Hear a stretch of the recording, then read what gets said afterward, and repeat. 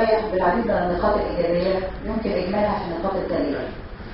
أولا إعادة احترام والتوكيد لمكانة المرأة والأنثى خاصة من خلال الرمز الذي طرحه المؤلف بحرفية شديدة وظل الأفعى، والمقصود به عالم المرأة والأنوثة المقدسة، حيث اتخذ الأفعى المقدسة رمز على مر العصور، حيث ظهر الحضارات القديمة وقدست واحترمت مكانة المرأة، واعتبر ذلك سرا من أسرار تقدمها، وحيث أنارت العالم من خلال احترام وتقديس مكانة المرأة.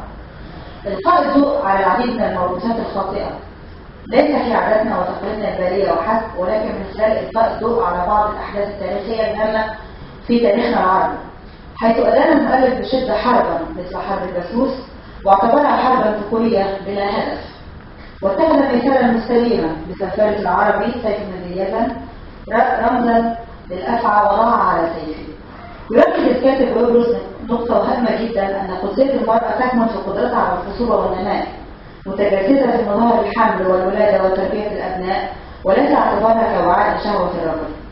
يأتي الكاتب بعدة أمثلة لتمييز المرأة على مختلف العصور، منذ العصر الفرعوني مثل الإله إيزيس وملكة راميس والملكة كليوباترا، وأمثلة من الحضارات القديمة المختلفة مثل الحضارة البابلية والسومرية. كذلك صورة المرأة في العصر الحديث فهي الأستاذة الجامعية والكاتبة والمفكرة وهي العالمة والباحثة في التراث الإنساني. أحب أتنقل لجو النص الأدبي وأسلوب الحوار. قدرة الكاتب على التنقل بين الماضي والحاضر وإبداع آراء بخفة وبراعة فائقة نادرة الحدوث، وإن دلت على شيء فإنها تدل على شدة تمكنه من الحبكة الدرامية في أحداث الرواية، وتمكنه من إمساك تلابيب الواقع والمستقبل والوقت الغابر بين يديه. أنا أحب بس أؤكد أن هذه الرواية كتبت بأسلوب نادر جدا في الأدب العربي، وأسلوب صعب هو أسلوب المعراج اللي كان بيعرج بين الوقت القديم والوقت الحديث المعاصر بدون الإخلال بإيقاع الرواية. حالة الحوار في هذا النص لا تسير على وتيرة واحدة، فنراها مرة في حالة تصاعدية ومرة في حالة هادئة جدا وتارة أخرى في حالة شديدة الصراع. اللغة العربية التي تم كتابة هذا النص الأدبي بها تنساب عبارتها بسهولة ويسر، تعددت مواطن الحسن والبهاء بها، فهي لغة قوية البناء والألفاظ منتقاة بعناية نادرا. كذلك الأفعال والجمع بين المحسنات البديعية المختلفة واستخدام فن الإسقاط والجناس بحرفية شديدة.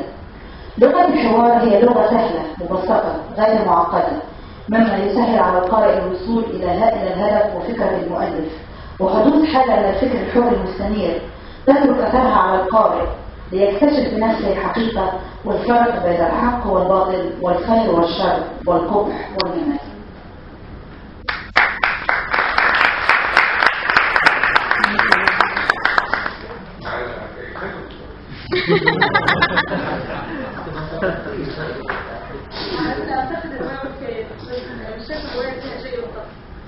طيب خلينا هو لازم النقد يكون